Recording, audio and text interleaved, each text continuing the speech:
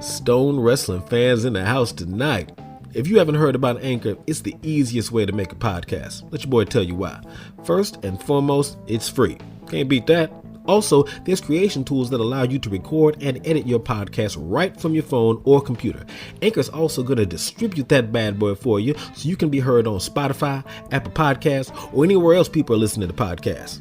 You can also make money from your podcast with no minimum listenership. It's everything you need to make a podcast in one place. So download the free Anchor app or go to anchor.fm to get started. But, maybe smoke some first. I'm rubbing my nipples. Yes. The nipples are coming out. Watch them go. I'm rubbing them. Yes. And old righty named Lamont is getting it too. I named my right nipple Lamont. Yes. That makes sense. That's so confusing.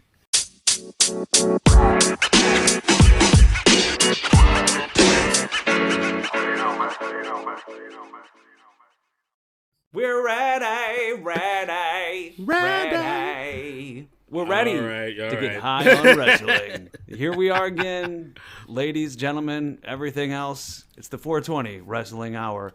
High-minded pro wrestling conversation. It's me, Over Easy Kyle Kush, also known as the Kush Eater. Get it? The Kush Eater. I thought of that when I was watching NXT, and they announced That's Kush good. Eater. I was like, the Kush Eater. I like that. That's good. I like that. I'm stealing that AKA as well. And I'm just going to get right into what I'm smoking in before we introduce you guys today. I'm dabbing. This is my first time dabbing on the show. I've got a dab pen. I've got a little concentrate action going on for the first time on the 420 Wrestling Hour. This is the G-Wagon Live Sugar, which I'll be dabbing live on air. Who are you guys, and what are you smoking tonight? I am the illustrious Arium, a.k.a. the Canary, and I am smoking a pre-roll joint from my weed guy with some live OG resin on the side. Ooh, my gosh. And it's blueberry cookies. Thank you. It's delicious. I love that journey for you, Canarium. And this is JB Bad, also known as the Demon Mark of Fleet Street. Oh my gosh. Please keep that. I love it. If y'all can't see me for reasons that I will not go explain, it's none of y'all's damn business. Y'all don't know my life. I'm currently dressed as Sweeney Todd. All right, so that's how we get down, baby. All right, Yeah. I'm feeling like shaving some faces and filling some vases with blood. So let's ride. What's up. That's what's up. And I'm smoking on that Pineapple Express, which I will be smoking on for a while because my guy went out of town, and I said, all right, I gotta buy a bunch from you before you go. And what he had a bunch of is Pineapple Express, so that's gonna be the answer for a little while. Hey, that's what's up. You can't sneeze at Pineapple Express. That's good shit. They're worse. Hopefully strain. not, because I'll be smoking it. If I could sneeze at it, that's all I'll be doing for the next damn month. According to Saul Silver, it is some of the rarest weed known to mankind. And the amount I have in my house lets you know that shit's a damn lie. Well, this was in 2011 or whenever this movie was. Yeah, okay. Now it's pretty commonplace now. Yeah, right, there you go. Yeah. So yeah, we're all gonna get high, and we're gonna talk about the week that was in pro wrestling, and what a week it was. Are we high on it? Are we not? I think it depends on the show. Let's dive right in, right? Mm-hmm. Let's dive right in. I received a text message from Over Easy. Are you gonna put me on blast here? I did, and All right, let's do this.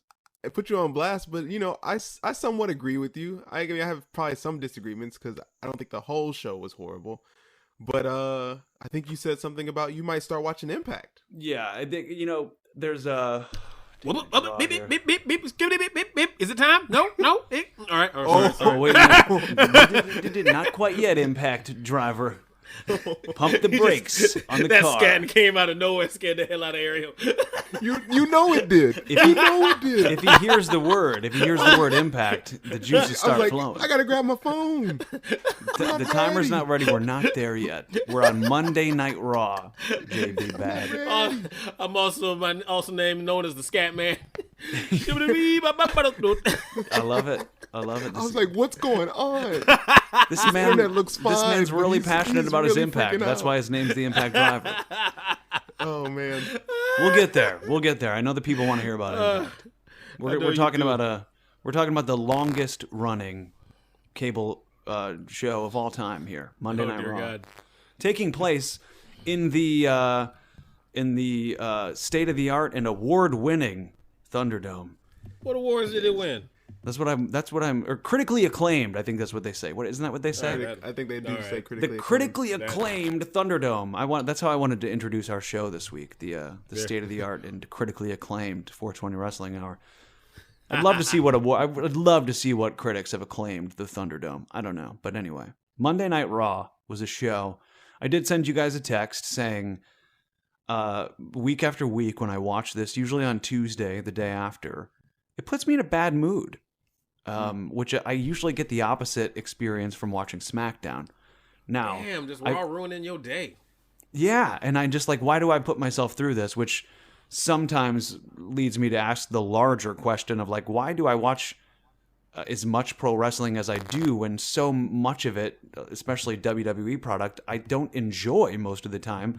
And the answer as adults is because we have friends who we like to talk about it with and do podcasts about it. So it keeps you connected to people, and that's why I keep watching it. But if there's other stuff, and maybe JB Bad sells me in the Impact segment on the show today, I'm not going to scat again, Ariam. I'm ready now. He's ready now. He braced. I'm on high alert. I keep mentioning it. But, if there's something better out there than 3 hours of Monday Night Raw on a weekly basis, I can just watch the fucking YouTube clips and get the point across. It's just like I'm not getting paid to do this podcast. So if I was getting paid to cover wrestling, sure, I'd sit down and watch it. But it's just not bringing me nearly as much joy as it should for me to sit through it on a weekly basis. This week, go ahead. Yeah, go ahead. I'll agree. I will say Monday feels like the most chore of the 4 by far of the week. Like, I'm excited to sit down and watch NXT. I'm now getting excited to watch Dynamite and SmackDown. I really fucking love, honestly. But Raw really, I think JB said something about this last week. I think we finish Sunday, we do the podcast, and that gets us excited to watch wrestling, and so we kind of tolerate Raw even a little more. So then I'm like, man, it may actually be really trash, and it may be really trash.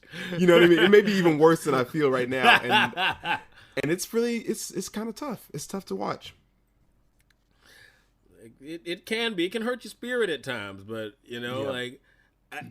It's like you said, it's about the connection. I enjoy being part of this larger wrestling community. I enjoy knowing what's going on. I enjoy having to talk to you about it. But that is a big part of it. Like, finding a community of wrestling fans that you can connect with and talk to wrestling about is really the point of all this, Yes, exactly. This whole business ain't supposed to be enjoyed in isolation. It's no fun that way. Right. It's only fun when there are 2 people wrestling and another person watching and cheering with his own friend there to go yo, wasn't that cool? And I think we missed the live shows. We missed the live shows. We really definitely missed the live shows. Yes, that's a big part of being feeling even more a part of that community is being able to go in person and voice your opinion in real time. Which is always fun. And you miss a lot of what the voice of the WWE universe or whatever thinks when you're not hearing, when now they can manipulate the crowd reactions to chant and boo and cheer whenever they want and manipulate pops to their, and it just makes the product seem not as fun as it was. But the one thing they can't manipulate is all of us were booing, what the fuck was Randy Orton's boo-boo burnt, crispy, fried, crunchity face doing behind that mask? Like, what are we doing here, dog? You mean Lucha Randy? Yeah, you're not high on Lucha Randy? L generic hoe? Like, what in the world was that? I don't know. I kind of like the mask. I kind of like the look. And if they want to even keep that on him for a while, I wouldn't be 100% opposed. I think the what was that promo, like 17 minutes long? I mean, it's still happening. Gosh. It's still happening. He's still in a dark room somewhere babbling on. And the whole point of the goddamn promo was like, I'm gonna be in the Royal Rumble. I was like, really? You burned a man alive all because you want to get to the Rumble? Like, I'm confused. Yes, they literally the promo was so long. They put over the fire burns and then they underplayed them. Like they were like, the burns are so bad. They're really bad. My face is so bad. And then he was like, but it's not. It doesn't hurt me that bad. Right. Yeah, right. And I'm like, wearing a mask. What? As you can see, my nose is fucked up too from the fire, but I can leave that unprotected. No worries. I don't know. I'm so confused. The whole fire thing, it's just dumb. Like, less is more. If you're gonna do it, you can't expose it like that. And like upon the 6th and 7th minute, think about that. The 6th and 7th minute of watching Randy Orton give a monologue, I was like, yo, what am I watching? Yeah. What am I actually looking at? It reminded me of the worst of the Bray Wyatt character, when he would just give long, meandering promos about nothing. Pretty well acted, I guess. You know, he's very in character, but what was he talking about? What plot are we furthering along with this? And that's how I felt about this. I mean, I'm like, good golly. I don't know. I mean, I don't know about it. It's like the perversion of kind of what I was hoping for. I wanted The Fiend to haunt Randy. I didn't want him to haunt Alexis. You know? Yeah, we don't really know what's going on there. Is she being possessed by Bray Wyatt or by the Fiend? Is the Fiend living through her when she turns into that darker version? I just don't know. Ariam, you had an idea about it being like all in her head. Did you? Yeah, when I told you, I think we were texting it. I was incredibly high, and by the end of that show, and so as you should be, as I should be, to watch Raw and finish Raw up strong, you know. So when she like changed outfits after she and we came out of her like eyes and her head, like they kind of like, I think they like zoomed out from her head. After she had like pinned Asuka in that other outfit, I was like, oh, was that like all a dream? Yeah, I didn't. But again, I was just super high, so it definitely happened. Evidently, I was reading some notes and listening to you. Yeah, it happened. I didn't think it was a dream. That's interesting that you thought that, though. It'd be cool if it was. Yeah. Like, I was a little hard on, like, I didn't want to see Asuka get like, squashed. Not squashed. I'd say that was weird, but like even the program, I'm like, oh, this is another one where we're gonna make Asuka look stupid and superstitious and like she doesn't know what's what and which way's up. But you kind of pulled me off of that. Like, you know what? It's not a bad direction to go in. You know, like I was thinking, they would have taken the belt off Asuka to give Alexis at any point, really, like in the past, and at least this one feels like it should be worth it. Yeah, like I think this reinvented Alexa Bliss thing I think it's gonna work. I think it can be big for the women's division. So I don't mind seeing Asuka lose it. This is much better than her losing to fucking Charlotte. Shit. Yeah. It even gives Charlotte somebody since they're desperate to make Charlotte some kind of babyface. They're not going to stop until we authentically cheer her. So no.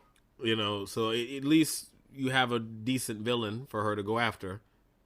Mm-hmm. Yeah. Only for her to turn Alexis babyface by doing that. Yes. Well, I think that's what the point is with this. I think that when the Fiend finally, whenever he comes back, they're going for this kind of like Joker babyface kind of thing. It's going to be amazing. I've said this before about anything Bray Wyatt related. I'm gonna give the man the benefit of the doubt. I'm not into it all. I haven't been as into so far Alexa as the filler, but I'm gonna stick with it. I'm interested. Okay, I'm interested to see how they pull that kind of stuff off when crowds come back. You can't just pause the show and have her do a wardrobe change. No. Mm-hmm. Well, this would be something a lot more than her being filler. You know what I mean? Like she'd be a proper Raw champion. So that's as non-filler as you can get. Yeah, we'll see how they build it, and we'll see. Going into the Royal Rumble, she's obviously a top candidate for the women's match for sure. You would think Alexa Bliss, which to win. I have a theory. No, I have a theory. What? I think it's Charlotte. You think the idea of Alexa Bliss winning is preposterous? Yeah, she's gonna get a match with Asuka at the Royal Rumble. Yeah. Really? Yeah, she doesn't need it. She's already in the program. She just beat the champion. Yeah, she just beat her, so she should get a chance. But she did declare for the Royal Rumble, Alexa Bliss. She did? Oh. I'm pretty sure. I don't know. Yeah, she's in it. She is in it, and actually they could be high on her, high enough on her to have her be in both, I guess. But I was watching SmackDown. I just finished it today, and they did like the Royal Rumble card, just kind of advertising it next week of like the men's match and the women's match like side by side, and Daniel Bryan was front and center at the bottom of the row, and in his exact place in the women's division was Charlotte. She was like also front and center, and I feel like that may be an indication of like I don't know. That wouldn't read into it too much, but that's really on the nose. I do kind of like the idea of Charlotte winning, just from a story perspective, as much as it wouldn't excite me as so much because, Charlotte winning a big match, we've seen it a million times. Literally last year. She did win the Rumble last year, didn't she? Mm-hmm. Yeah. But it's kind of an intriguing story when you look at it on its own, because they're tag team champions, Charlotte wins, and then, the tag team champions have to wrestle for the women's championship. It's kind of a cool story, but then you got Ric Flair and his harlot trying to stop Charlotte from beating his record. I hate that storyline so much. Why are they paying Ric Flair to be in the storyline and the man doesn't say a word? Yeah. Has he spoke? Has he spoken? Nope. No, I don't think so. Not he's on the mic. Greatest. He's one of the greatest promos of all time in pro wrestling. Well, not anymore. Not anymore. But he could still say a few words. But he might not say a few words. He might say whatever the hell comes to his mind. You may have a point, sir. You may have a point. That's funny. So you may have a point on that. Woo! How'd you guys feel about that Ricochet AJ Styles match? The dream match happened. Yes. It was good. This is what I mean. We started to talk about it on the text chain, and then I was like, I'll save up my opinions because JB Bad hadn't watched the show yet. But it just took yes, it was a good match on its own. Obviously, AJ Styles, Ricochet, two amazing wrestlers. Nobody is arguing that Ricochet is a good wrestler. This isn't surprising that these two would have a good match. What kept me from enjoying it fully as being a part of this horrible Raw show is what they've done to Ricochet in a creative sense. This is the problem. Not that they couldn't put on a good match, two dudes. The problem is that you knew the whole time he was going to lose, and he lost clean. So I don't care how cool and off the ropes Styles clashes. Yeah, it was cool, but at the end, I just didn't feel like at the end of that I was like, wow, that got Ricochet back into good, great standings. I was like, nah, of course it was good. Everyone knows Ricochet's a great wrestler. He's an amazing, one-of-a-kind athlete, but he still lost to AJ Styles, and he still seems like a loser to me. No, yeah, he's still a loser. Yeah, there's no way to look at that. I'm not even worried about Ricochet as a character right now.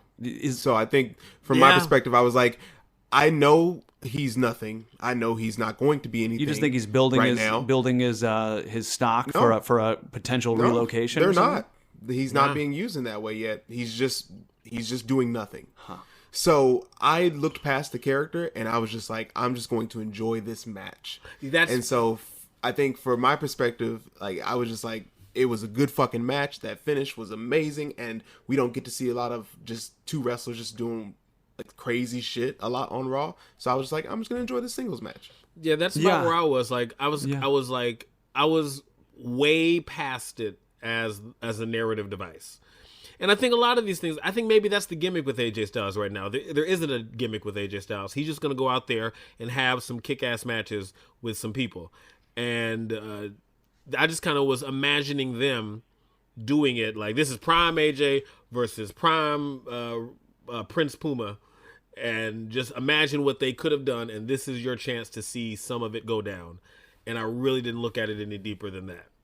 I just feel... Which is kind of a shame, which is a shame. Then I just don't understand why you have this situation. We're ramping up to the biggest season of pro wrestling, at least in WWE, the road to WrestleMania. You're starting to put over certain guys more than you normally do, and women, to lead up to, will they, won't they win this thing and put them in the picture for WrestleMania. But this match, AJ Styles v Ricochet, was to determine if Ricochet could be in the Royal Rumble, because he's not good enough. He's not in that top tier that apparently can declare themselves. He's not good enough because he lost 18 matches in a row to Retribution. So he has to prove himself versus one of the best wrestlers of all time, maybe the best guy working today. And he loses. So now Ricochet's not in the Rumble? Well, if he did it this past week, he wouldn't be able to do it tomorrow. So that's what he's going to do tomorrow, I think. Do what tomorrow? I'm confused. I think he'll have another match to be an entry. So he'll get another chance? Yeah, WWE's done that in the past. That makes him look like even more of a goober to me. Absolutely. Yes. That's why, I guess this is why Raw sucks. I mean, sure, this is the thing. I won't watch it anymore, and you guys will say, or I'll hear online like, holy shit, Raw sucked like always, but Ricochet AJ, or but this Hurt Business match was still good, or, this thing was worth watching, but I can't watch the whole show anymore. It puts me in a bad... It makes me enjoy something like that great match less, because I'm like, it just makes me more frustrated. Like, what are they even doing with this guy? Putting him on here, giving him a great match. Like, at least make him win and get in the Rumble, and then I'd be like, okay, Ricochet's stock is ticking up now too. This is exciting. AJ's older than Ricochet by a significant amount. He's in the twilight of his career. Put this man over. But they don't have that belief in Ricochet, so it just makes me more frustrated and puts me in a bad mood, and I can't enjoy the unrivaled athleticism as much as I should. I hear that. That's fair. Hear you, brother. And that's my... I think they're chilling some people out, age-wise.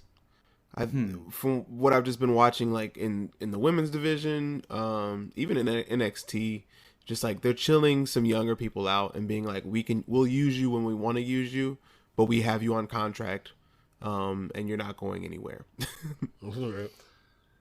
Yeah. Well, speaking of them young cats, you guys want to move on to NXT? I want to talk about Hurt Biz real quick though, because that was Hurt Biz. Shout 'em out. Oh yeah, the Hurt Business, those guys. Yeah. That Hurt Biz Lucha House Party match was dope. Matt Riddle is a freaking stud, and I really liked the drama between Shelton and Cedric Alexander. I'm really digging that whole story. MVP is a freaking boss. Still agreeing with Over Easy about him being like crucial for all three of these guys' careers. Yeah. Like I'm just into everything that they're doing. I'm into it all four of them. Yeah, what they've done with Lashley and how well they're protecting him makes me think. I mean, we'll kind of talk about it. I think this will be the through line of the show, kind of a preview to Royal Rumble next week. My favorite time of year, my favorite show of the year. Bobby Lashley is an intriguing thought on the Raw side of things, as a guy who's in the Royal Rumble as a second-tier champion. The same thing happening over on SmackDown with Big E.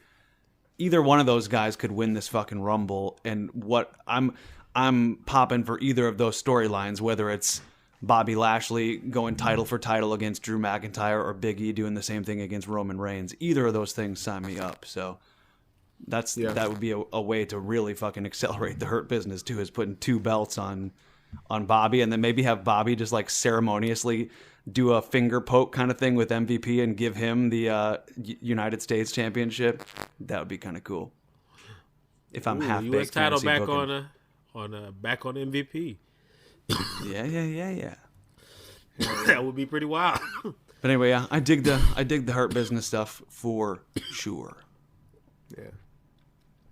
Let's move on. Yeah, you said NXT? Sure. NXT, baby. Yeah. A lot happened on this show. Busy show. Yeah. A lot of stuff to write. I was writing down the results of the card, and it's just like backstage promo, backstage. I was just like, there's so many freaking. They told so many stories in 2 hours. Well, I think with all the talking that happened on backstage, I think the best thing to do is start with something that has never happened before, and that's the Women's Dusty Cup Classic, baby. How you like that first match? How Absolutely. Yeah. Casey, I'm gonna butcher the name, but I usually just call her the shoot, this Pineapple Express done got me. I call her the Ninja Warrior girl. Yes. Casey Catanzaro. And she dates Ricochet. And she what? She dates Ricochet. That's Ricochet's girlfriend, yeah. They can bounce and flip around together. Because we can only imagine. That's right. You nasty, and I'm disgusted by you. But yeah, what do you think of the opening match? Upset. I think it's safe to call that an upset. That was an upset. Yes. Oh, yes, absolutely. But what a great upset! I think that's exactly where you need to start the Women's Dusty Cup with a good feel-good baby come from behind underdog victory. I totally agree. That's exactly what the fucking Dusty Cup, the Women's Dusty Cup is, you know? Yes. Like, what other point is it, but to put over new talent? But put over somebody that needs it. Yeah. But you could have done that with some cool heels, but doing it with some try-hard, completely lovable baby faces put me in just a good fucking mood as soon as it happened. I didn't want it to be cool. I didn't want it to be worked. I just wanted to feel good about this shit, and I did. Yes. Agreed. First of all, I was I love the matching gear, so I was instantly into it. I love aesthetically, it was just so pleasing. And this is the best Casey Catanzaro and Kaden Carter had ever looked to me. I really, really dug it. I like the whole match. I thought that it made sense because Io and Mercedes are about to get into it, but also looks like maybe Io and Tony might get into it. I don't know what. That's why the women's division in NXT is so cool. So freaking good, man. You never know where the web's gonna go. Now, as this, and maybe amazing. I'm a little ignorant of the bracket. Aren't Casey and Caden? Wouldn't they kind of be the favorites in a lot of ways? As far as amount of times they spent tagging with each other? Maybe, but then you look at how they're kind of pushing Shotzi right now, that it may be Ember and Shotzi. And then on even on their side of the bracket, they still have to go through Dakota Kai and Raquel Gonzalez. That's what I was going to say. Yeah. I think that could be, I think it's going to be those two teams. I think it's going to be Raquel and Dakota versus Shotzi and Ember Moon for the finals.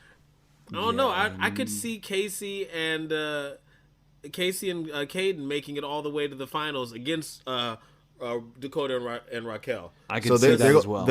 They'll fight them before they get to the finals. They'll fight them in the they're in the same bracket. Yeah, I was completely ignorant of the brackets. I don't know who's what. Oh, that's okay. Exactly, but I hope that'll be a fun match with Casey Catanzaro versus Raquel. Mm-hmm. Seeing that David and Goliath go down, I like that. Were you guys as confused by that that finisher as I was? If I had my NXT notes, I could tell you, but it was she did this leap from the top rope, and then just kind of her back landed on. Oh yeah, the that she did an her 450, finishing 540 and landed with a senton. What the hell was that? It's a lot of flips in a senton. Yeah, incredible and impressive. But I was did that hurt her or I didn't know. Don't you know, Canarium, this is the rule in pro wrestling. The more, first of all, the higher you are, the more it hurts. Hey! And exactly. And the more flips or the cooler it looks, the more it hurts. That's why John Morrison's thing and the all those kind of moves, the more you flip, the more it hurts. Absolutely. The bastard Pac, the thing he does, he flips around so many times. That's why it hurts. It's the velocity that you pick up. Yeah. It's central focal force. Exactly. That's it's exactly just how one of those moves where she might have hurt herself. instead of anytime you're opponent. going off the top rope, you're going to have to hurt yourself a little bit. It's the yin and yang. No, but you know how like some people like dodge or they'll miss, and then that like I remember there was a match where like Charlotte missed, but she like fell and she hurt her knee, and so like that's what I thought like it happened to Casey. I was like, oh, she messed up the move, and she's like she actually hurt herself. No, don't do that. No, let's hope not. Anyway, I love the match. It's exciting that there's a women's Dusty Cup, and we've got our local hometown freelance competitor who's already making her debut in the Women's Dusty Classic. Making money moves. That's awesome. Yo, Cora Jade, Elena Black, man. Elena Black, really she's cool. Going as Cora Jade in NXT. This is really cool. I ended up watching 205 Live, as I told you guys, just because they had a couple of the Dusty Road class matches. And Elena Black was the first person, like the first wrestler from freelance that I was just like, oh my gosh, I'm gonna be a fan of this person. She was like a phenom, right? Because she was super young. I mean, she still is, obviously. Right, and she would like team up with like Jesus Bryce. She was in that faction. That was my I'm gonna miss that her in that faction. Yeah, me too. Man, it was really cool. So this was like the first like indie person, because I just started going to the indie scene like really recently, that like I found, and she's like been signed to NXT, and I was like, this is a fucking cool moment. Rad. I think that AEW messed up though. So she was on Dark a few times? I didn't know that. She was. And so was Priscilla Kelly. Now Gigi Dolan. Oh really? She was on like the Jericho cruise on a Dynamite. Sweet. But I was thinking through it, and I was like, maybe it was due to her divorce from Darby that made her go a different direction.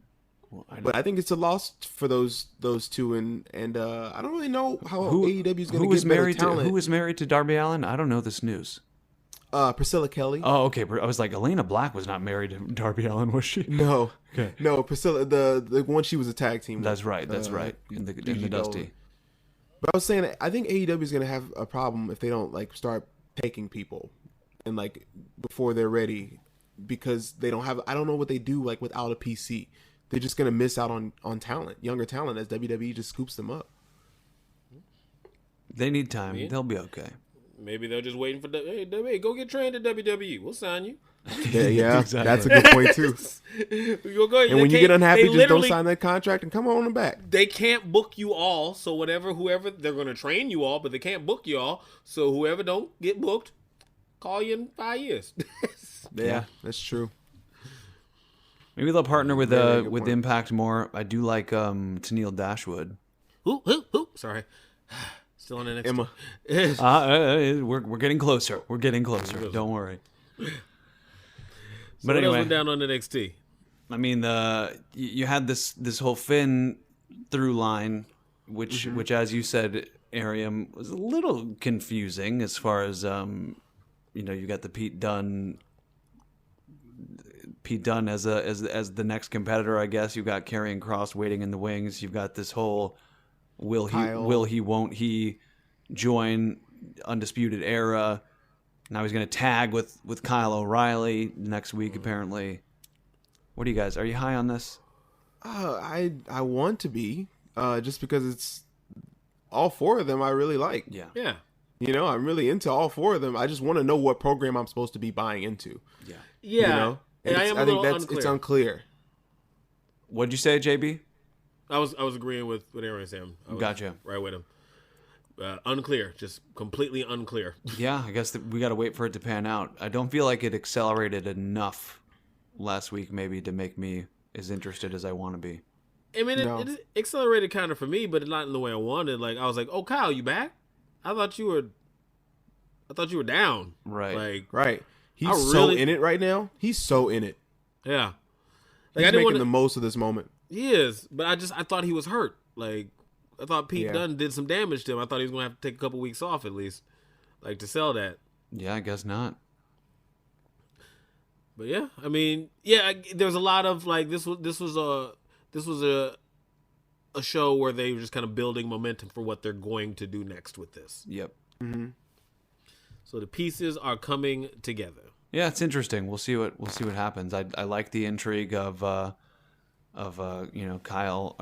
Finn not being a lone wolf now, but he's got they've got common enemies, and maybe Finn's got a wolf pack to join. We'll see. And you guys, your favorite babyface of NXT. You guys, it's actually happening. Fight Pit. It's happening.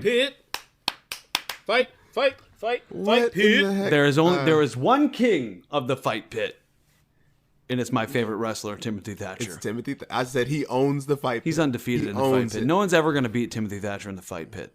Not after he beat Tommaso Ciampa like that. Absolutely not. What did Tommaso Ciampa look about 20 years older?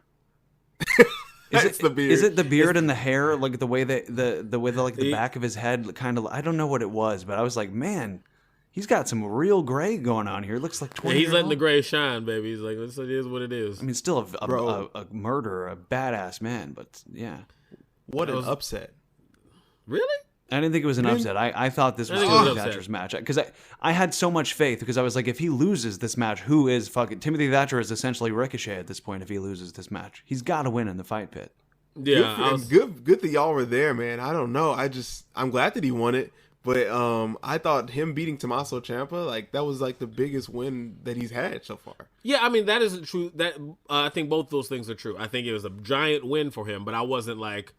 It wasn't an upset. It was just his biggest win that he had to get. Like, all right, brother. I didn't know I didn't know that he would get it. I hadn't seen that from him before. I knew we were here. It's one of those things where like there's a more satisfying way to get us here.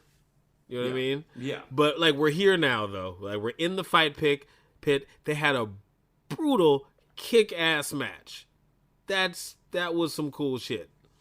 Totally agree. Like the work on top, like just even that part where just the pre-match with Tommaso stalking him around the edge of the cage and Thatcher just measuring him, and when he finally got now I'm not backing up, I'm picking my spot. Exactly. I was really into it. Like I just kind of forgot the lumps along the way of what the build was, and like this is the match that I wanted.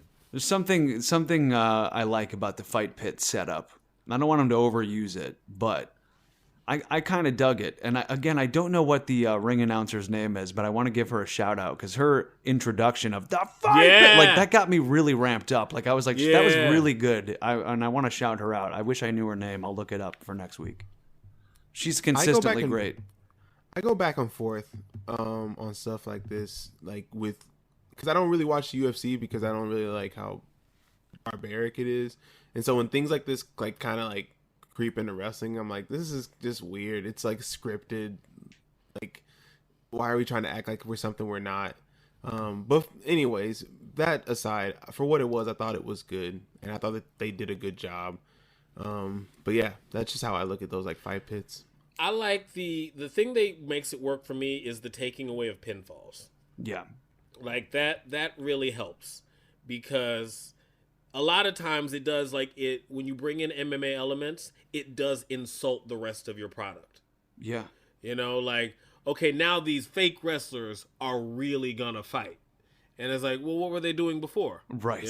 Right. But the taking away of pinfalls does put you in a different kind of mindset. And that's a fair point. Yeah, and it keeps Tim Thatcher's character protected. To be like, the guy can lose a wrestling match. Like you can maybe pin him, but like in this context, he's a killer. And which is why it made absolutely no sense for him to tap at any point. I agree. I don't think he should have done that. I think we talked about that on the show after it happened. That's the thing that never ever made sense. No, they could have had him lose. To Kushida. In a number of ways. Yeah. To Kushida. Yeah, he can't tap because that's the way you can lose in the world. So theoretically, Kushida would be the favorite because he's already made him tap in real life. It's true. It's true. Kushida should want him in the Fight Pit. I'll fucking tap you there, and maybe that's a story they can tell if they're smart enough. But that's still an accidental story they'll have to backwards their way into, instead of meaning to tell that story. But as a lover of Timothy Thatcher especially, but in a way a love-hate relationship with this whole Timothy Thatcher Tommaso Ciampa storyline, in that I think, at least from my perspective, I'm looking at, I always looked at Timothy Thatcher as the babyface in the scenario, even though I don't think WWE or NXT did. They left out the best part in the actual broadcast, and they saved it for an online exclusive, which I don't think you guys saw, which was Timothy Thatcher leaving and being interviewed by Mackenzie Mitchell or somebody else, I don't remember who. And then as he's about to leave, he gets interrupted by Ciampa, who comes out and essentially says, "Hey, you had a chance to break my leg. You know, why didn't you do it?" And Timothy Thatcher just goes, "Respect." And then they kind of nod, and he's like, the fight pit's, Ciampa's like, "The fight pit's your thing, man. You're the better man. I couldn't beat you. I respect you too." And then Thatcher walks away, and then Ciampa says, "Hey, I heard there's a spot in the Dusty Classic." And the guy at Thatcher kind of looks at him, and then food for thought kind of thing. And I'm like, why don't you put that in the show? Because you guys don't see that, and I just happened to see it because the algorithm recommended it to me. Otherwise, I would have had no idea when they're showing clips of 205 Live on NXT next week that these guys are a fucking tag team in the Dusty Classic now. But I love it. I love that these guys are a team now. Yeah. Yeah, I ended up watching 205 Live because of, Cora, Jade, and Gigi, and I told you that. But yeah, I missed it completely. First of all, Nigel McGuinness is on 205 Live, so he's really in the States. Like, he was on 205 Live. I'm confused at that shuffle because I thought he was such a good fit for NXT, but whatever. Same. And I was just like, I thought of you immediately. Huh. Interesting. I didn't know about their becoming a tag team until I saw 205 Live either, and I was like, what? That makes no sense. They just fought in a fight pit on Wednesday. That's crazy. And then I was thinking about it, like, if anybody is wrestling on 205 Live in the Dusty Rhodes Classic, does that mean that they're probably not going to win? Either one of the teams? I don't know. I think that'd be a good place to hide the winner and get them some wins that no one sees coming. But wouldn't you want them to see them so that if you can garner the support? People. Like, if you want to swerve somebody, that'd be a good place to hide it. Okay. Like, you want to hide in plain sight. Like, that's maybe. You could do it that way, but that is very against WWE's track record. To me, it just makes it seem like they're the dark matches of the competition, of the tournament. Yeah, exactly. Because I'm surely not going to tune in. I respect you for doing it, but I didn't even think about that. I should have watched. I'd like to see Cora Jade. Yeah, I mean, it's only 28 minutes on network, so that's true. A cool half hour. Yeah, and they were both decent matches, so I would check it out if you want. I know there was just a half hour. But that was like Candice LeRae and Indy Hartwell are on there. If I cut Raw out, maybe I can add a little 205. Yeah, for sure. We'll see. Anything else on NXT? I don't think so. No. I will say, after talking about our NXT themes last week, I thoroughly enjoyed hearing a little Imperium theme on NXT this past week. Big shout outs to the return of Alexander Wolfe. Yeah, Alexander Wolfe came back. Yeah, that match was kind of weird. It seemed like they were not in tune a lot of times. I hate to call out wrestlers for botches and shit. As much as I love watching Botchamania and shit like that, I'm not a wrestler. I'm not an athlete, so I never want to criticize their athleticism or like, oh, they botched or he's green or whatever. But it seemed maybe a little botchy or something, to the point where I felt like it was Lucha House Party's fault. And so that when they lost, I was almost a little bummed. I was like, wait a minute. That seemed sloppy. I don't know. Something was off about it to me. Yeah, I can't talk about wrestlers who are better at their craft than I'll ever be. Exactly. That's what I feel stupid even saying that. But I don't. I'll do it anyway. Lucha House Party botches the fuck a lot. Okay, then at least we can say it, and I'm not crazy. I'll say it. You don't have to say it. I'll say it. Grand Metalik tries some shit that is really impressive with his body, but doesn't always work because he's a little big for some of the shit that he does. Not that he can't pull it off. It's not 100% all the time, and it's not 100% in big situations. The percentage doesn't go up because it's a big moment. Right. They're kind of fucking botchy. They have been for a while. And they weren't selling some stuff, at least as much as I thought they probably should have been. I was like, are they kind of no-selling these dudes? And it looked like the Imperium guys were kind of a little frustrated at some points. No, Maybe I was picking up on some energy, but hey, they got the win. I guess I was getting the rub on NXT. Yeah. Anyway. Did you guys ever check out Mercedes Martinez's music, by the way? No. Fuck, I gotta do that. Yeah. I don't think, didn't they get weren't they just in the ring? No, I was just asking because he brought up okay. listening to Imperium's music. That's how we got on that whole thing. Right. But yeah. Shall we hit the AE dubs? Yeah, let's move over to the other When are you Wednesday doing that night Impact program. My man, that opening match, I had a lot of fun. My wife really enjoys the Dark Order, -1, Hangman Page. That whole storyline is really like right down her alley. I'm in 100%. AEW has really had a soft spot in my heart since that Brody tribute show, and how they're incorporating -1 Brody Jr. into the I don't know if he is a junior. I know his name's Brody, but that whole birthday party celebration and him wearing his dad's coat and kind of being, throwing the papers and shit. I just fucking loved it. I mean, love the crack of my ass. This motherfucker's got a contract. He's got a job to do. And he's doing it. He is filling up a good 15 minutes of airtime weekly. That man is on the clock. Absolutely. You need to come through. That boy got work to do. He got to bring in bread for the fam. That boy's. So are they faces now? At the moment, yeah. It's hard to see it any other way. I mean, there was a chance that they were maybe doing it for just that week, but it definitely seems like how could they not be? Especially this John Silver dude. I just love this guy. So entertaining. Has he always been that goofy? I don't know. Has he, JB? He's been coming out of his shell more and more, and now it's just with their new facedom, he's been allowed to fully express himself.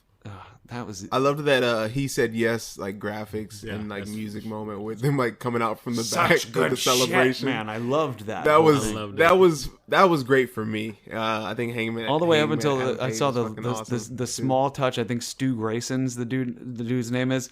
He was up on like the state entrance ramp, like kicking off the streamers. Like he had to get the streamers up. I was like, what a good little nuanced touch there. That was really well thought out. So good.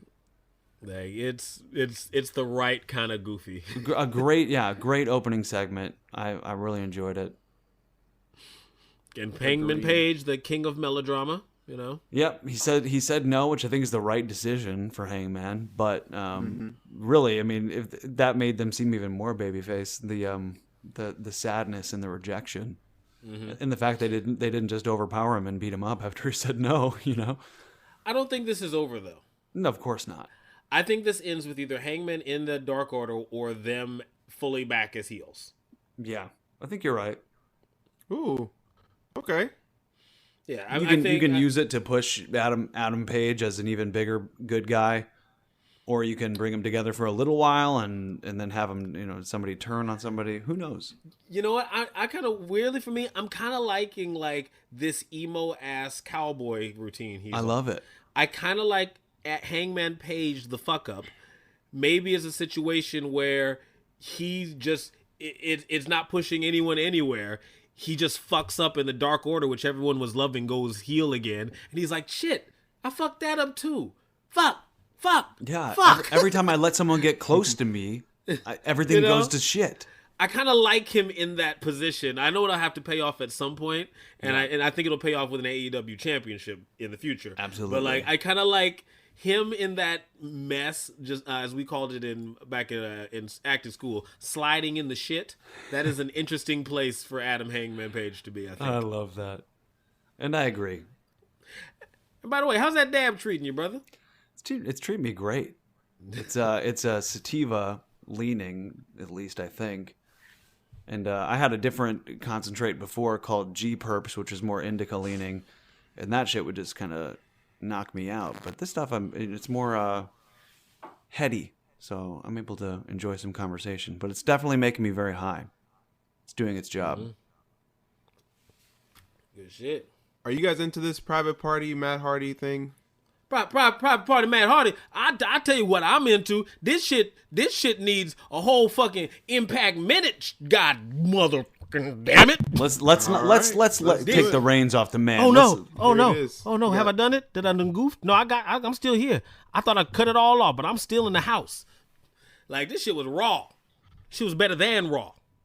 Let's go. So you got. You want to do your 30 or? I'm gonna need a minute, and I ain't even gonna talk fast because y'all need to appreciate this shit right here. Let's double this man's time. Let's let him Double sell it up. us on Impact this week. All right, I got you queued up for a minute, brother. Bang bang. Give me 15 seconds when we hit 15. I'm about to take another 3, G-Wagon dabbing. 2, 1, go. Here we go. This is the Impact Minute. I'm not even going to talk fast because I want you to understand what's going on here. Impact was good as shit, and you ought to watch that shit. Jordan Grace is so goddamn thick, I can't stand it. Private Party on coming back on Impact with Matt Hardy, the guy who took over Impact himself and put it on his motherfucking back, came back to the Impact Zone. What a fucking return, bringing Private Party, getting them over and taking on Chris Sabian and James Storm. Sorry about your damn luck, because Private Party's in the house. They're coming in as heels, taking over, and now they're going to take on the Good Brothers for the Impact Championship. 15 seconds. They're going to bring that energy back to AEW, as now the metamorphosis is complete. The storyline is happening all on AEW, Impact, and back on the AEW, because Impact is raw, and once again, Jordan Grace is thick. I'm out. Boom. I think the minute is perfect. Now, there's normally not that much to talk about, but that one We'll see. We'll see. There's usually not that much, but this was a the Canaries particularly aren't good convinced. episode. I don't know that Impact deserves a minute Not every consistently week. yet. Not consistently yet. I'll keep you posted. But I'm so it bored does- and turned off by Raw that I'm willing to give Impact a shot next week. Yeah. Damn, man. If Ricochet and AJ can't do it, that's it. Did I mention that Jordan? It ain't gonna Grace is get so too much damn thick better. I can't take it. Like my God. You know, that's Jordan Grace. Jordan Grace. Woo-wee. Amazing Grace. I on, do man. think that, to answer your question, Ariam, I like the iconic Money Matt Hardy, and I like the pairing with Private Party. I have no problem with that. I do think it all kind of accelerated a little fast, as far as like, I don't know. I just don't know who Matt Hardy is. I love it. He's a fucking carny. That's what he was on Truth. Impact. He And was a fucking I don't know. huckster. I don't like it. I like I love Private it. Party, but I don't like this program. It made perfect sense on Impact with him like shilling off these talented wrestlers. Like, hey, I got these guys. I'm taking 50% of their money. Don't talk to them. They can't talk for themselves. He walked in like he owned the place, and in Impact he kind of does, because like that's where the broken gimmick came. Right. And it just made such perfect sense. And I'm sorry I missed this most important part. Valkyrie getting written off television, I don't know the whole story, was so fucking interesting. So just know this, Ariam, help is on the way. She's on her way to AEW. They're already teasing. Shit. Is that a Ty Valkyrie? Yes. She's a great, legitimate yeah. Oh, knockout shit. star is That'll help. on the way. She said she's going to That'll maybe Jacksonville Penitentiary, they said. She's on the way. This is okay. someone Oh my that you gosh. can build an entire That's good to card hear. around. Promos, Legit. angles, legit. Like, Legit. This is... Yes. The life jacket has been thrown. There's not a thing else for her to do in Impact. So She is another reason you need to watch Lucha Underground. Okay, bet. Oh yeah. For Bet. sure. Like, and like if not much else comes from this partnership than just a smooth transition of a dominant women's champion, great partnership. Right. Great TV for 8 weeks and you get a dominant champion. Great. Yeah. On Private Party, they have new music, and I'm with that too. Mm-hmm. And that Shooting Star Press by I don't know his name. Is epic. Yeah. Kyle Kush, you spoke a little bit about thinking it was accelerated, and I kind of like the speed it happened because it leads to the match with Top Flight. Which, And I like yeah. that that just delineates them. Like, yeah, I get what you're redundant saying. if they're both faces. Just a touch Yes. redundant. That's a good point. Yeah. And yowza, are they freaking fun to watch? those two tag teams, bro. That was good. Yeah. That was very now good. you can have matches and fuck. programs against each other that make sense instead of just being two baby faces spotting it up. Right. And there's an obvious one that's more babyface than the other. Yes. So let that one be, because you can't beat like plucky underdog, and Right. there are a few people that can out plucky underdog Private Party, but Top Flight is the one Right. that can out plucky underdog them. Yes. So let them. Such a good point. But I will say, complain about the match. The opportunity was right there to hit a shooting star press on Matt Sydal, and they didn't do it. Maybe it's a tease. All right, I hope so. But like I say, it's right there. It was. That dead is right there. You know, Weird. there. I was like, on anyone other than that's who you do it on. You're right. That's his move. The rare opportunity to beat someone with their own move and like really twist the knife. Like You love a good finisher theft. rarely That would have happens. been awesome. And I just want to say, JR hates multi-man tag matches. He hates these fucking things. He was so moody this week. He was really moody this week. He was hate on it. one. I think it was, and I really think because he had a whole bunch of multi-tag matches in AEW, and he fucking hates those. These guys are Man, grumpy he and was not so very upset. entertaining. Yeah. Jeez. I didn't even know we were going to talk about that, but that's funny that y'all thought that too. He was mad grumpy. I literally said, JR don't let anything slide. LOL. Nah, and he He's got so 3 petty and shady too. Just, gee whiz. Like how many? He got 3 matches full of the shit he doesn't like to call this week. I don't watch AEW Dark, but I do watch Botchamania very regularly, and they have a segment on there covering Taz's commentary on AEW Dark, which I always find extremely entertaining because Taz on commentary. I don't watch Dark, but the shit that they play on Botchamania is hilarious. He's always saying crazy shit. Put him on Dynamite. Yeah, at this point, I think JR needs AEW more than AEW needs JR, so he just better. It's like I could take JR or I could take Shivani. I can't take them both. These are like 2 old timers at a barbecue, just like complaining, and they're I can't take it. And like clashing styles, but like not in a good way. Ugh. No, It's so funny. We talk about Sometimes I really think more than any other wrestling show probably does. They kind of commentate with a little tongue-in-cheek, eye-rolling, kind of like, "Oh, here we go," this kind of thing. Oh, this is stupid. It kind of makes me feel like what I'm watching is stupid. Like I wish they would raise the stakes a little bit more. They don't. That's for real. They don't raise the stakes at all. That's the point I'm trying to get across. Nothing is ever more exciting because they are there. Yeah, when JR announced Jon Moxley appearing on AEW for the first time, that was some vintage JR shit right there. But I haven't really heard him raise the stakes like that since. And Shivani's It's Sting bullshit has never seemed genuine, even the first time he did it. They don't care. They're gonna keep doing it. Yeah, some people like it, and that's cool. I'm glad they do. I'm really happy for them. Hurts me.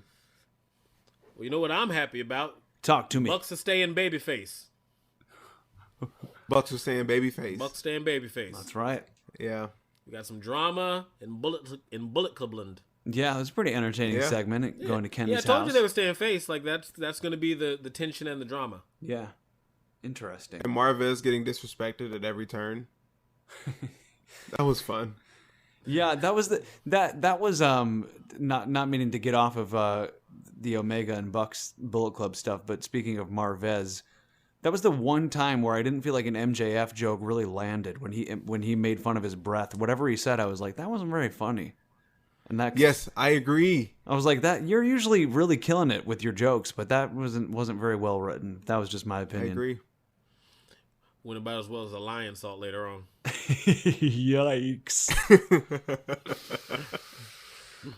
Apparently, he said on Twitter he's gonna hit 2 next week to prove that he can still do it. So we'll see. Don't do it, brother. We want you to live.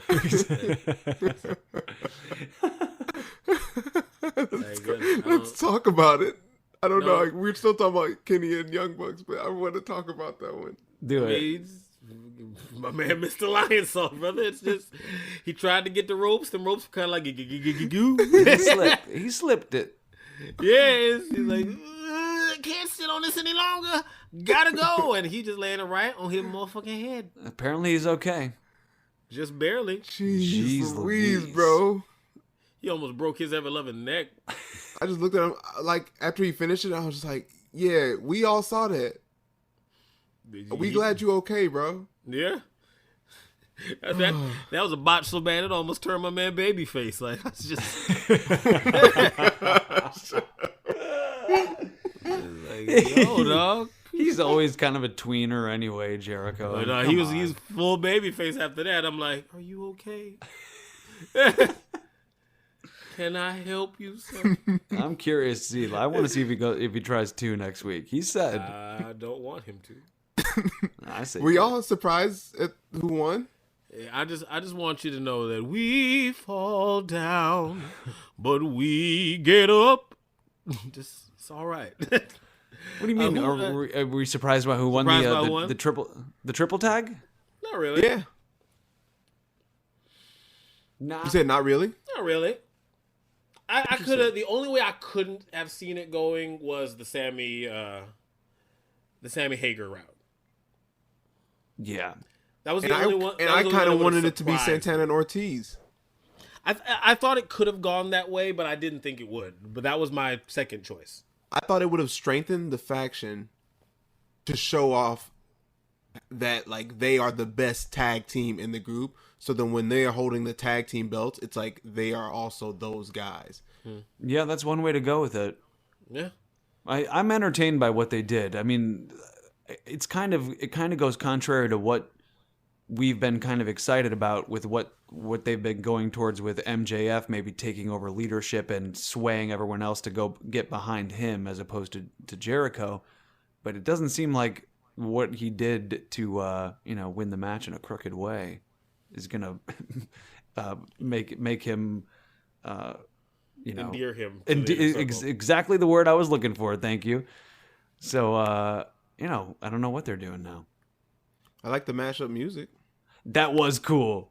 Yeah, it was. Yeah, I dig that. That was a perfect mashup. I thought it was going to be a draw, actually, as I was watching the end of the match. Yeah, TV time was running out. Yeah, they really skinned it close. Mm-hmm. And I thought that would have been an entertaining ending as well. But Sami looked like a star that whole match. Like that match was the Sami show. Yeah, and he's really kind of emerging as the main competition to MJF. I loved that interaction. I'm not there yet. We're not there yet. That was great, bro. And I was just thinking about how you guys were talking about Jake Hager, and it's like, man, how big are the people in WWE? They have to be so fucking massive. Because Jake Hager looks massive. Yes. And Jack Swagger was not that big. No, we the people, not cool. Shit. But he's a killer now. He is a killer. And funny. Yeah. Yeah, his own really digging way. it. Really digging good it. For really him. Digging Jericho too, man. Just he's still so good. You can't deny it. Say what you want about his real life persona, but yeah, that's true. On my personal Mount Rushmore of my personal pro wrestlers, Jericho's up there. Can't deny it. Fair enough. I haven't really thought about that, but he's probably up there. You said personal Rushmore, and you said can't deny it. I literally cannot deny it. I can't deny it. It's Then your again, I haven't thought personal about Rushmore. I haven't thought about that at all. It's yours. It's a turn of phrase. You like what you like. So, SmackDown? SmackDown. The good WWE show. Yeah. Man, so many notes. I've got problems with it, but it's still an entertaining watch. You know, I ain't got no problem with Mella in that red outfit. My God. Come on. Like Sasha and Carmella are killing me right now. Yeah, come on. Mella is a meme. Her with that wine, that champagne. Yes. Every time they would cut to her, it was like, whoa. I wonder if the intention was to always go this way with Reginald, the sommelier. I don't know if this was always the intention to give him a name and a character and everything, But it's making me hope that she feuds with Carmella with this Reginald character for longer than I thought I wanted them to do this feud. Mm-hmm. If that makes sense. Like this is why I wanted. Weirdly, this is why I wanted Mella to go in a different direction.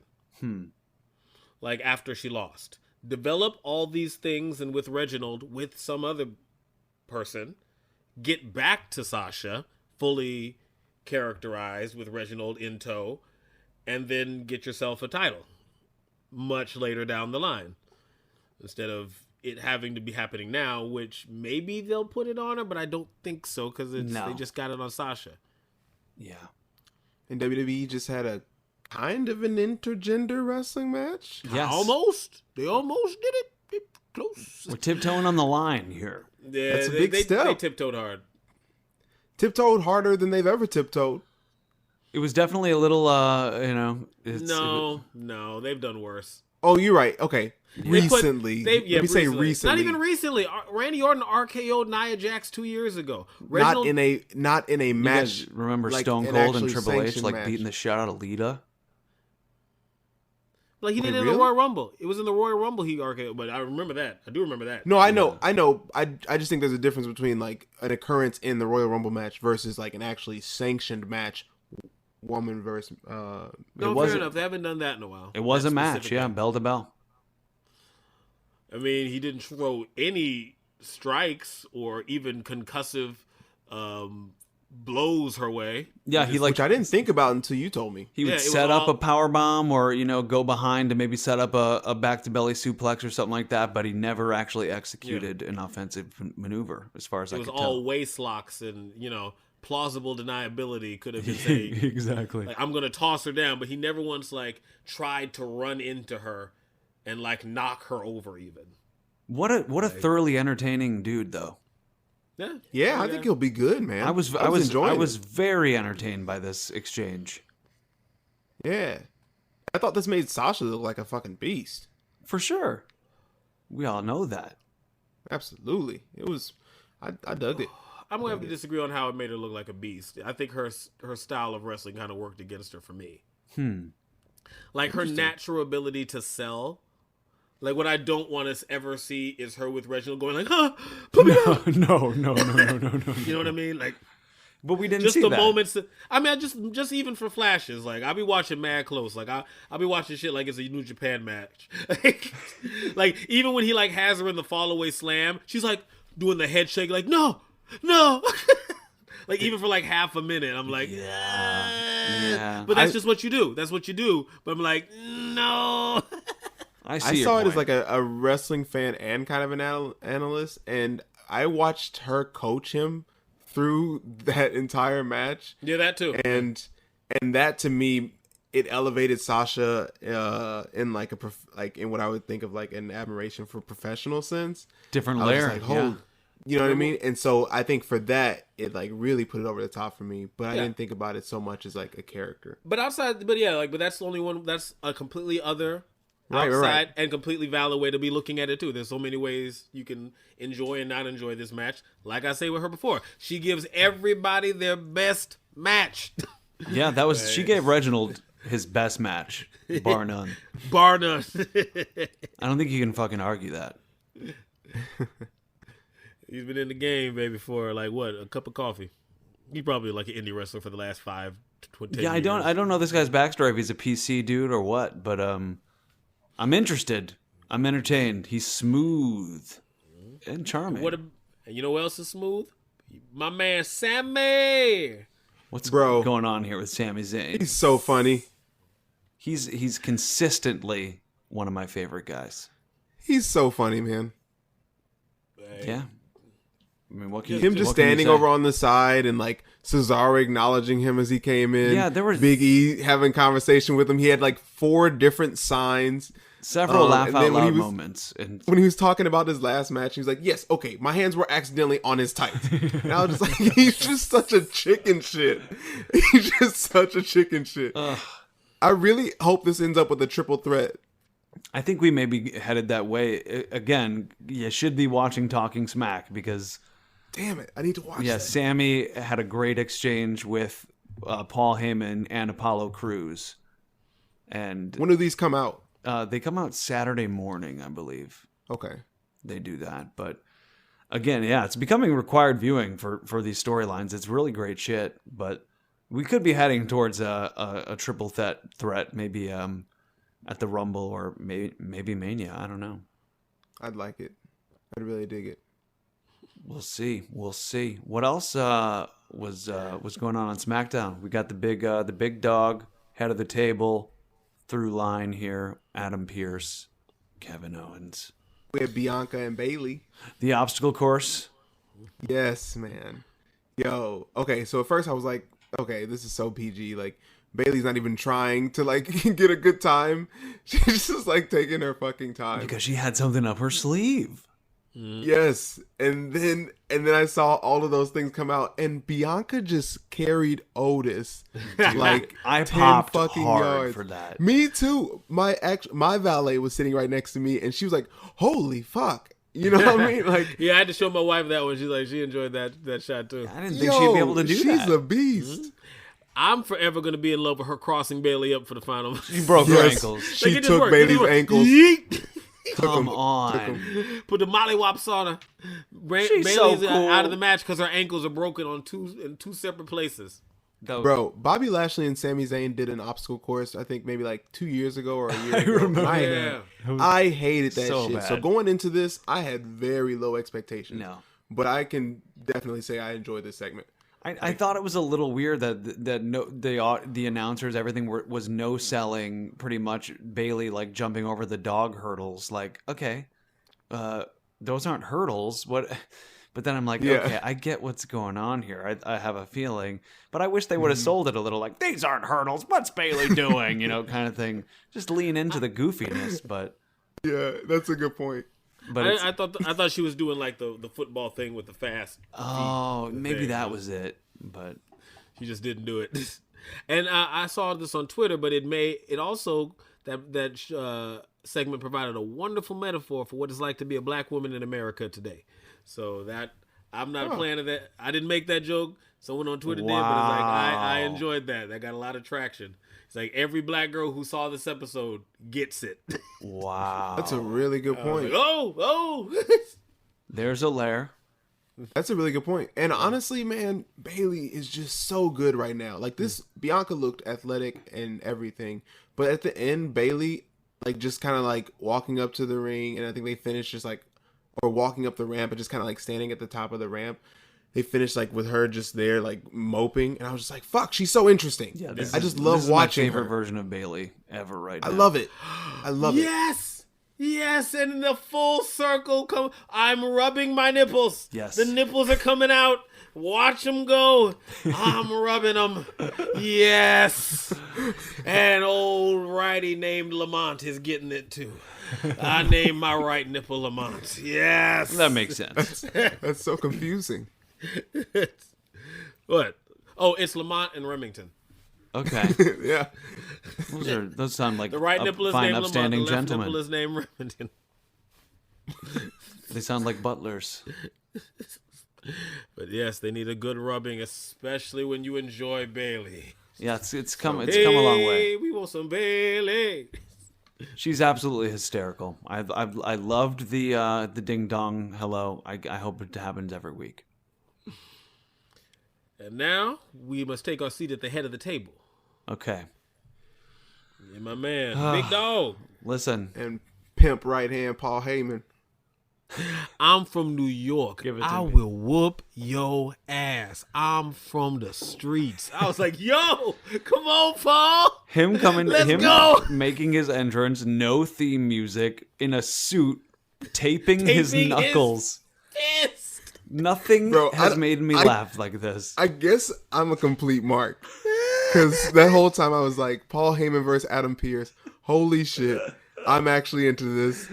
This is some Attitude Era type booking, I was and like, I ain't no, mad there's at no it. way Paul Heyman's throwing hands. This is not happening. I was like, come on. I really bought into it, bro. He is so good. When he How much flipped the time do I mic, have? too. Buy me a minute. God, oh, I'm fine. It was so good. Ugh.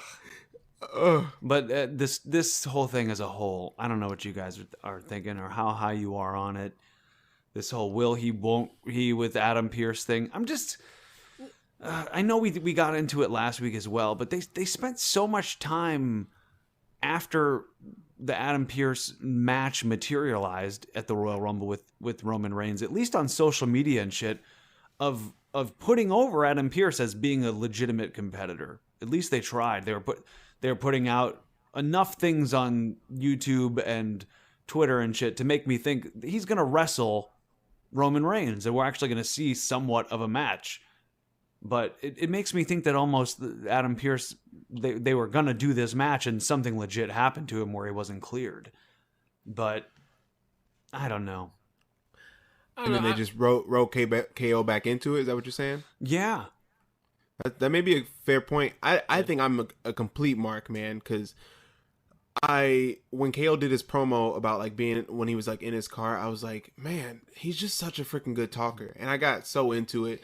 And then I was like, and you guys are going to think I'm dumb, and I probably am. I was like, yeah, I actually want to see him wrestle Roman again.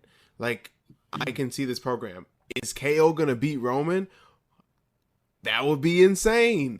I don't think so. Would it make you happy? Would you be excited if it happened? I think I would be. Like, it would be a big payoff for this entire story. It would be a wonderful payoff. Like, if that's the story they're telling, then their storytelling makes sense. You know? Yeah. Like but if you're going to beat him again, which they will, which is probably what Vince wants to do, then why did you do that to him? Why did you do it again? Yeah. I agreed. Yeah.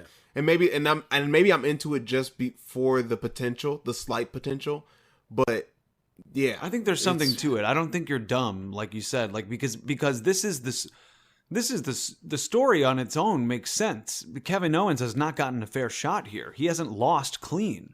He made that point. He's too. not been able to get Roman Reigns on his own without somebody else, without Jay handcuffing him to some shit. There's always fucking chicanery keeping Kevin Owens from getting a fair shake. So I get it. But if the only way this would work is if it ends with Kevin Owens finally prevailing. But I don't see that happening. I guess we'll have to see. But we'll see. I will say though, when Paul Heyman came down and he had on just the suit and like the tie just kind of loosened, I was like, "What the fuck is about to happen right now?" I was so into it.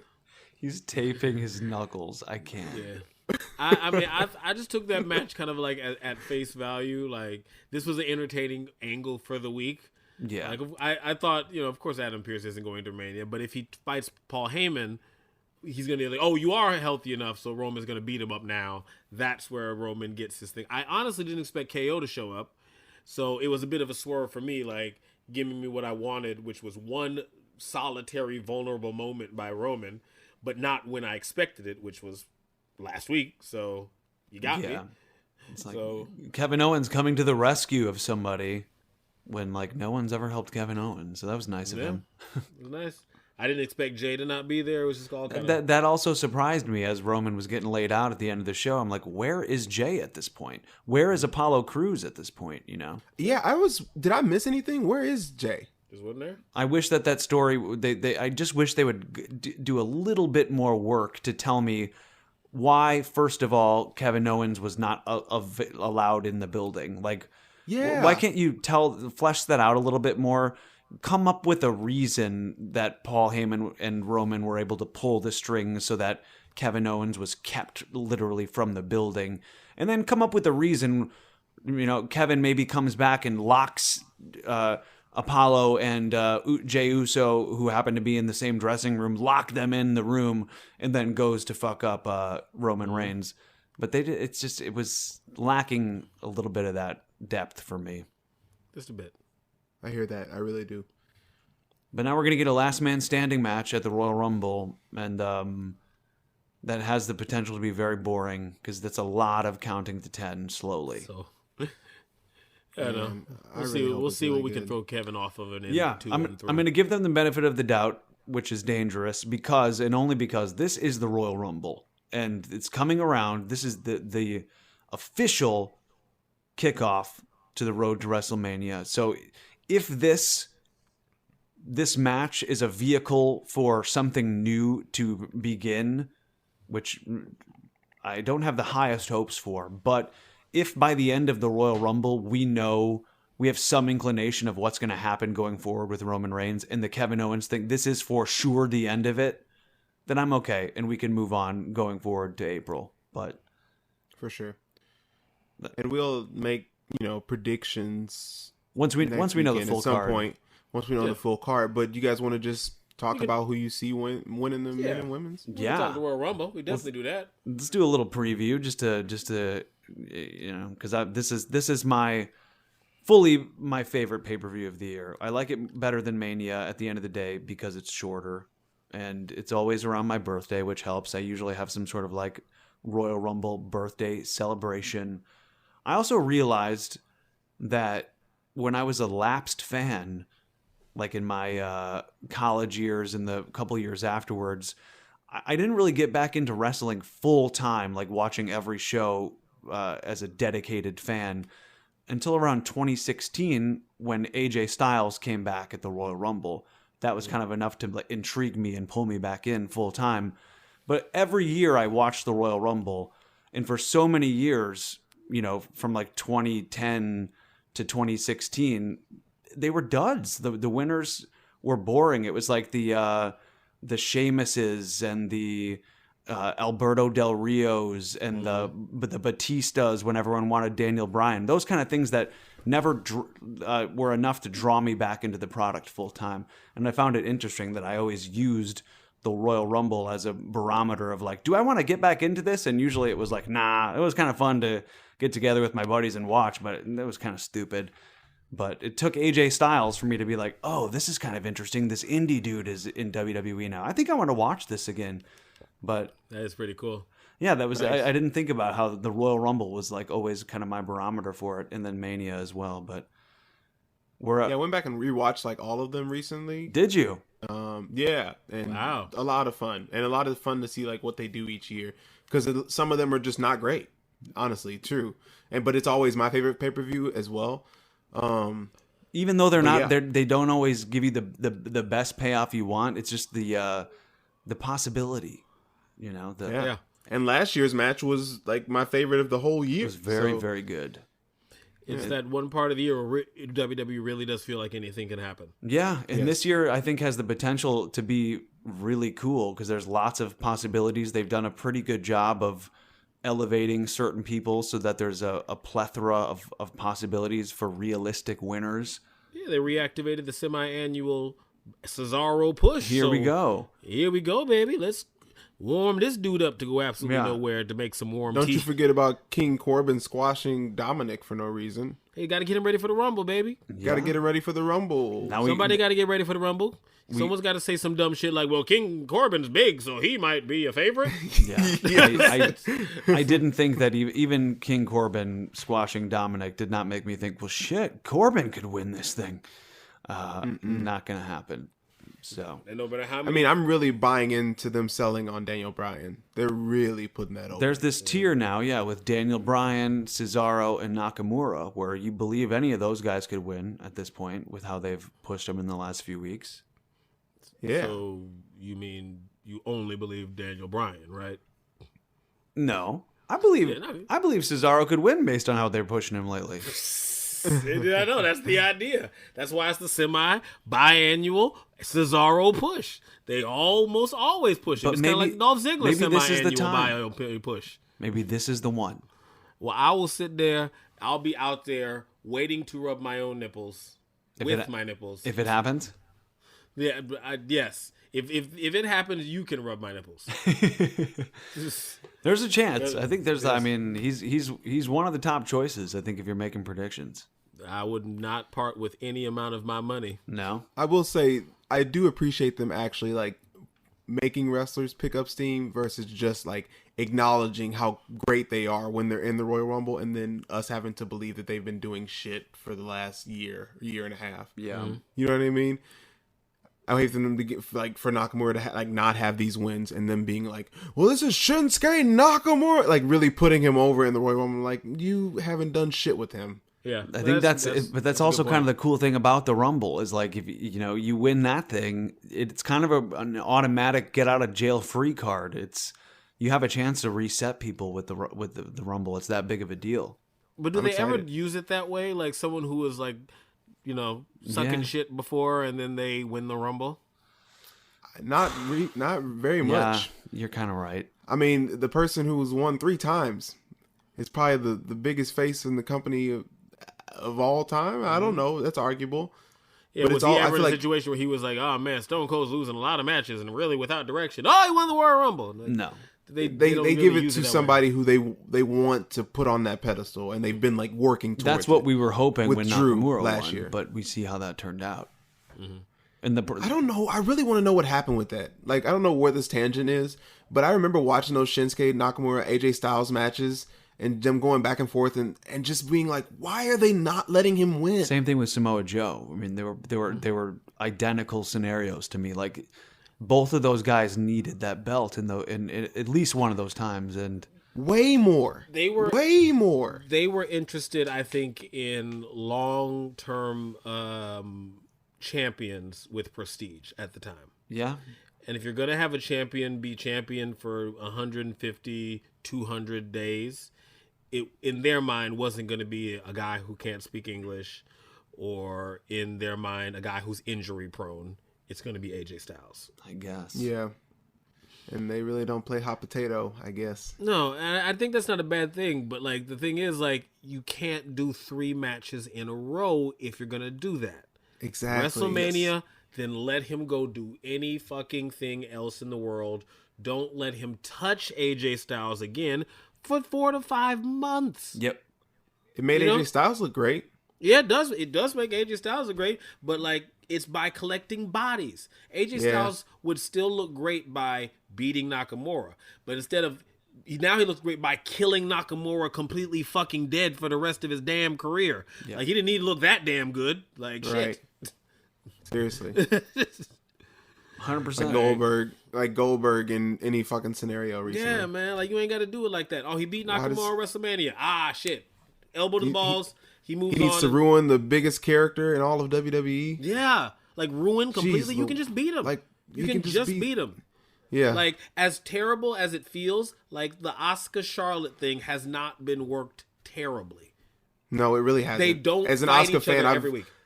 I've been, sometimes like really upset with how they handle her, but she's in a really good place. But that's why they haven't, like, then one of the reasons. Like, she didn't lose to Charlotte 3 times in a row at, WrestleMania, Backlash, and then, then again on Monday Night Raw, twice on SmackDown. Like, they didn't do that to her.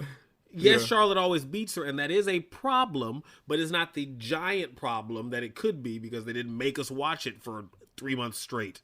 Like, they're making us watch Roman kill KO forever. That's exactly what I was going to say. It's the same thing. Bro. Yeah. It's not KO's fault. He's doing his best, but it's just like... Yeah. But fuck it, back to the Royal Rumble. Daniel Bryan's going to win this bitch. Is that your prediction? I think it's my prediction. It's like there's so many possibilities, which is what intrigues me. You've got the Daniel Bryan who's in that same tier, like I said, with the Shinsuke's and the Cesaros, who I think are going to get a good shine in the match. You got people who could come back. Seth Rollins could come back. Aleister Black could come back. And I've heard big things about Aleister Black coming back. Like, they've got big things planned for him.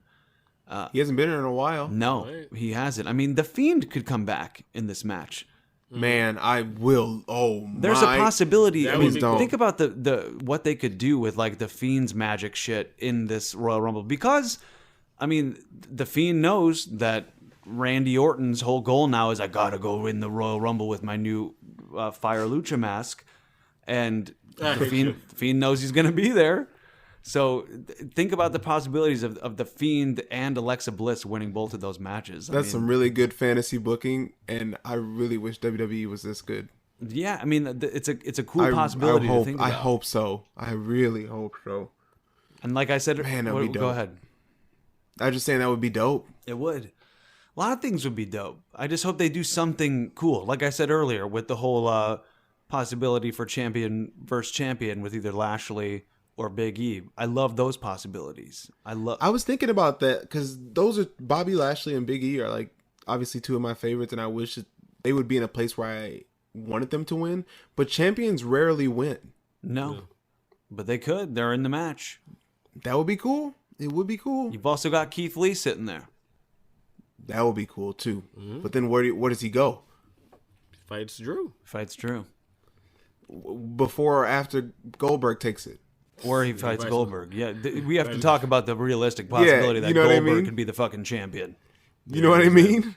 And then if Keith Lee goes and beats his ass, I could be with that. Or maybe Goldberg is winning, so the Fiend can take the title back off of him and redeem. Oh, redeem that himself. would be that would be amazing. Wouldn't you love to see the circle. Fiend just murder Goldberg? That's not a bad idea. I really like that idea. That would be amazing, full circle. That would be good. WWE would have so many cool points if they were able to do something like that. And they turn it into the story of like, I really, didn't you think it was a little weird that you won so easy, Bill? Now you fell into the trap, and you got to we'll see you at Mania. Like, that gives me kind of goosebumps thinking about it. So it'll never happen. Amazing. I like that. Who do you guys see winning on the women's side? Oh, I want it to be Bianca. That one's a little more up in the air. But she's going to probably wrestle Bayley, don't you think? She can still be in the match. I think she could. Yeah, I want her to get a championship opportunity. I really want it. Maybe it's too early. I feel like it is. I could still see a returning Rhea Ripley. And as far as what about Ronda? Nah, I don't think she's coming back right now. What about Becky? I was just gonna say. JB Bad's on record as saying she's never going to wrestle another match, right? I did not say that. I said 5. JB said she will not match. 10 was the number. She will not wrestle 5. You said 5. I said 10. You sure? Yes. I said 10 because I think 10. I don't think 5. I will go back. I'm going to go back to episode 1 or 2 and see. Yeah, it's 10. She has 10. I think you're right. I think I remember 10. Yeah. Like. But it's not going to be the Rumble, you know? Sean Spears style. Not this Rumble. She just had the baby. Yeah. Like just. Who else could be exciting? Are we missing anybody else for a while? We'll get the boat. Maybe we're gonna get some legends making some comebacks. Kelly or something. I don't. Michelle McCool maybe. Tamina, she's up there. She could win this thing. What about Raquel? Raquel would probably be in it, don't you think? She'd get a little exposure. Yeah, they're probably going to show her off. They're not gonna let any NXT win. They'll be there though. No. Yeah. There's lots of good possibilities, but there's also equal possibility for Bianca's it to be a dud. mine for sure. What about Io? I would love that, and just drops the belt. She probably would have dropped it before. When's their pay-per-view? Is it Valentine's Day? Valentine's Day. So now she could just leave it. Just vacate it and go to the Rumble? I would hate that. Yeah. Don't do that. No, Asuka did that, didn't she? Yeah, and I hate it. Yeah. Then it becomes a thing, and you did. No. That made me think that it took a while for the NXT Women's Division to be taken as seriously as it was again after she did that. Yeah. Oh, okay. Yeah, don't do that. How do you think it was fine, but it just I like tournaments with belts like that. True. That is the upside of it, that you can do a tournament, but I don't know, save that for injuries and stuff. That's fair enough. That's fair. How do you guys think not having a crowd is going to affect a Royal Rumble? This is something we've never seen before. How reliant upon a Rumble is those pops from people? Honestly, I just really need a new set. Well, that we hope will actually, again, like I said last week, I hope we can tell that they're in a baseball field. I really need that. In a stadium. But I think the crowd's important too. I think you're right. Rough. I think it's going to be weird, but I just really need them to come out of something different than every Monday and Friday. Yes. I hope it's as exciting. They're going to have to shoot it well.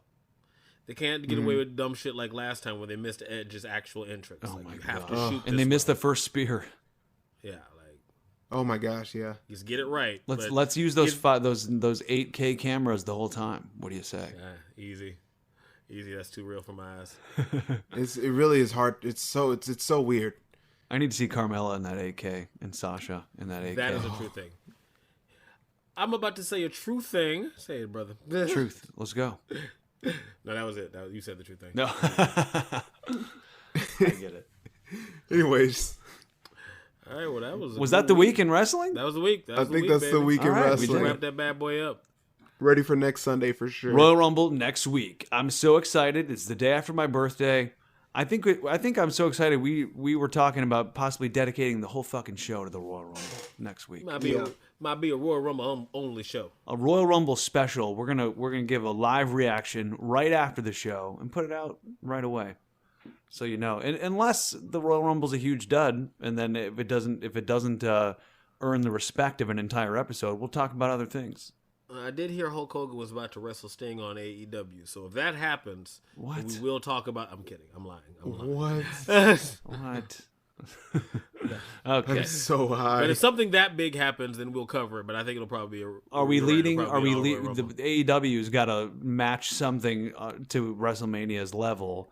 So they're leading towards a Bullet Club NWO clash. They're going to get Nash and Hall, X-Pac, Hulk to come back. Then Sting might join. We'll see. This is all. Anyone who says hi as we are at the end of the show is like, whoa, what? Oh, Lord, wait a minute. I don't know what's happening. And the answer is Arby's. Should we bring this back around to Arby's? I love it.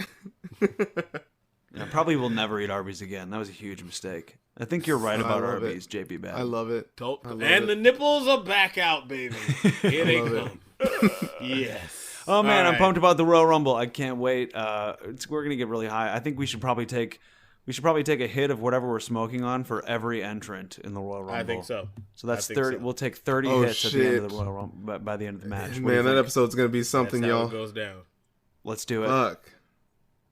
It's only fitting on the 420 Wrestling Hour. Hit us up on Twitter, Instagram. You can also go to Anchor, where we do the podcast, anchor.fm. Look us up there and leave us a voicemail. Dirty ones, please. Dirty ones. Dirty, clean, whatever. We just want... I'm requesting dirty messages. JB Bad is requesting dirty ones. Either way, just, join the rotation, as they say, and in the high-minded conversation, engage with us somehow, some way. And we're out here waiting for you to pass the joint too. That was so sweet. That was beautiful, brother. Thank you. That was really, really sweet. And we'd like to end on positivity and poeticism. That's right. Peace out, y'all. Until next week. Smoke you later.